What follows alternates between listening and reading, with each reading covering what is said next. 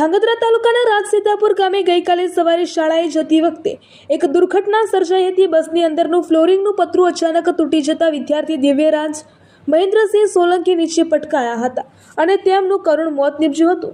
આ ઘટનાથી ગામમાં શોકની લાગણી ફેલાઈ ગઈ છે અને શાળા બસની સુરક્ષાને લઈને હવે ગંભીર સવાલો ઊભા થયા છે।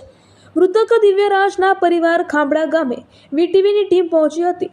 મૃતકના પિતા મહેન્દ્રસિંહ સોલંકી બીએસએફમાં કાશ્મીરમાં ફરજ બજાવી રહ્યા છે। પુત્રના અકસ્માતના સમાચાર મળતા જ તેઓ તાત્કાલિક વતન પરત ફર્યા હતા। પરિવારની એક જ માંગ છે કે બસનું પતરું કેવી રીતે તૂટ્યું અને આટલી બેદરકારી કેમ થઈ તેની કડક તપાસ કરવામાં આવે। અમારું વારસોયું બાળક અમે ગુમાવ્યો છે, પરંતુ બીજા કોઈ વાલીના આંગણામાં આવો શોક ન આવે તેની માંગ છે।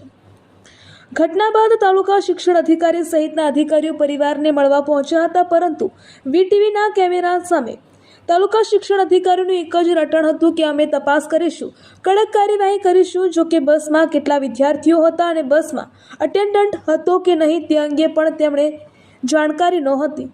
વીટીવીની ટીમ જ્યારે ઓમ શાંતિ શાળાએ પહોંચી ત્યારે જાણવા મળ્યું કે જે બસમાં બાળક પડ્યું હતું તે બસ છેલ્લા 21 વર્ષથી ચાલી રહી છે અને તેની હાલત અત્યંત દયનીય અને આટલા વર્ષોમાં તંત્ર સુધી આ માહિતી કેમ પહોંચી નથી તે પણ એક મોટો પ્રશ્ન છે। વારંવાર આવા બનાવો બનવાથી ગ્રામજનો અને વાલીઓમાં શાળા સંચાલકોની બેદરકારી સામે ભારે રોષ ફેલાયો છે। પરિવાર અને ગામ લોકોની માંગ છે કે શાળા સામે કડકમાં કડક કાર્યવાહી કરવામાં આવે અને ભવિષ્યમાં કોઈ પણ વાલીને પોતાનું બાળક ન ગુમાવવું પડે તે દિશામાં સરકાર તાત્કાલિક પગલાં ભરે। હવે જોવાનું એ રહેશે કે તંત્ર ખરેખર જાગશે કે પછી માત્ર તપાસનું નાટક કરીને મામલો દબાવી દેવામાં આવશે।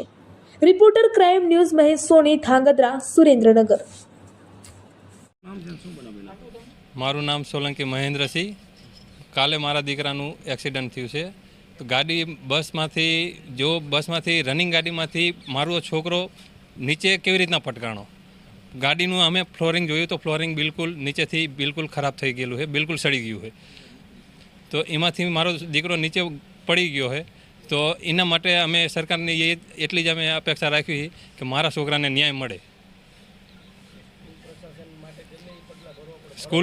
સ્કૂલ પ્રશાસનનું જે પણ પગલાં લેવાના આવે એ અમે લઈશું। ઓમ શાંતિ વિદ્યાલયમાંથી આ બનાવ બન્યો છે તો અમે એના માટે ગવર્મેન્ટને એટલું જ કહેવા માગીએ છીએ કે એના માટે અમને ભવિષ્યમાં આવો બનાવ ના બને અને બીજા બાળકોને પણ કંઈ ના થાય। મારો દીકરો તો મેં ગુમાવ્યો છે, પણ ભવિષ્યમાં બીજા કોઈનો દીકરો આવી રીતના ન થાય। તો એના માટે ગવર્મેન્ટને અમે એટલું કરવી છે અપીલ કે અમારા આ જે ફ્લોરિંગ તૂટી ગયું હોય તો એ બધું સરકાર જોવે અને આ 15 વર્ષ જ આવે છે રજિસ્ટ્રેશન બસનું, એને 21 વર્ષ થઈ ગયા છે તો પણ એને પાસ કેવી રીતના થઈ ગઈ બસ? આરટીઓ પાસિંગ એ કેવી રીતના થઈ ગઈ એ પણ એક વિષય છે, ચર્ચાનો વિષય છે। તો ગવર્મેન્ટને અમે એટલું જ કહેવા માગીએ છીએ કે એના ઉપર કાયદેસરની કાર્યવાહી કરવામાં આવે સ્કૂલ પ્રશાસનને। મારે એક મોટી દીકરી છે અને એક આ દીકરો હતો। હું જમ્મુ કાશ્મીર બાલટાલ અમરનાથ યાત્રાથી અત્યારે આવ્યો છું છૂટી ઉપર। શામસિંહ દાનુભા, આ બનાવ બન્યો એ મારા દીકરો મહેન્દ્રસિંહનો દીકરો દિવ્યરાજસિંહ, અને કાલે 7 વાગ્યે અહીંથી હાઈસ્કૂલે ગયો અને 7ને 20 મારામાં ફોન આવ્યો એ કે તમારા દીવું કે પડી ગયો કે તમે ઘાયઘા આવો, અમે સુરેન્દ્રનગર લઈને જાવી। એટલે હું ઘાયઘા ગયો, જઈને જોયું તો મારા દીકરાનું કંઈ પાણ પંખેરું પણ હતું નહીં। અને આ બેદરકારી હેઠે ફ્લોર આવે એમાં પાટિયા મૂકીને બસ હાંકતા હતા, એમાં વિડીયો છે અમારી પાસે અને મારી પાસે બધા પુરાવા છે। અને ઓમ શાંતિવાળાને જરાય ઢીલા મૂકવાના નથી, એમને જે કરવું હોય ને એ તમ તારે હું બધા અભિપ્રાય દેવા તૈયાર છું। અને સરકારને એમ કહેવું કે આરટીઓએ આ બસને આરટીઓ પરમિટ કઈ રીતે આપી મને એ નથી ખબર પડતી। 15 દિવસ પહેલાં આને પરમિટ કઈ રીતે આપી મને એ નથી ખબર પડતી। જો આવી રીતે હાલશે ને તો ખેડૂતના દીકરા ધન પાન થઈ જાય છે। સરકાર હવે કંઈક જાગો। તમારા બાળક સાથે જે બનાવીનો બીજા કોઈ સાથે ન બને તેના માટે શું કહેશો? હું એક જ સરકારને વિનંતી કરવા માગું કે જે બનાવ બન્યો મારા ઉપર એ હું સહન શક્તિ કરી લઈશ, પણ આ બીજા ઉપર આવો કોઈ બનાવ ના બને એવા પગલાં લો સરકારને મારે એક જ નમ્ર વિનંતી છે. તમારું નામ શું હતું અને ગઈકાલે જે ધાંગધ્રાના રાજ સીતાપુર પાસે ઘટના બની શું કહેશો? ભરતભાઈ પુરોહિત, તાલુકા પ્રાથમિક શિક્ષણ અધિકારી ધાંગધ્રા.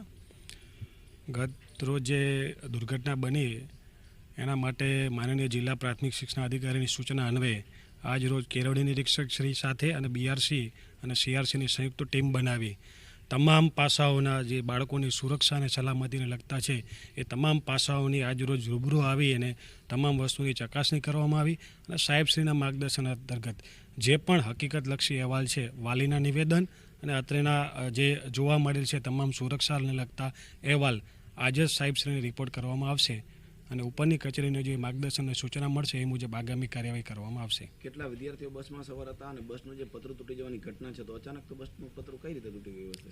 તમામ વસ્તુઓની વિગત અને તમામ અહેવાલ આજે લેવામાં આવે છે અને તમામ વસ્તુઓના અહેવાલ ઉપરની કચેરીમાં મોકલવામાં આવશે અને આ તમામ વસ્તુઓના અહેવાલ અમે મેળવી લીધેલ છે. કેટલા વિદ્યાર્થીઓ સવાર હતા? તમામ અહેવાલ અત્યારે કામ ચાલુ છે. કેટલા ધોરણના કેટલા વિદ્યાર્થીઓ હતા, યુકેજી અને શાળાની માન્યતા તમામ વસ્તુઓની વિગત લેવામાં આવેલ છે. તમે ગઈકાલની ઘટના છે સાહેબ, આજે તમે મુલાકાત આવ્યા, કેટલા વિદ્યાર્થીઓ સવાર હતા હજુ સુધી તમારી પાસે કોઈ સ્પષ્ટ માહિતી નથી? ના, તમામ માહિતી લીધી છે. આમાં શાળાની માન્યતા છે એ યુકેજીથી લગાવીને ધોરણ 12 સુધી છે. એટલે તમામ પર્ટિક્યુલર બસની અંદર સાથે સાથે બીજી કેટલી બસોમાં કેટલા બાળકો છે તમામ માહિતી આજે લીધી છે.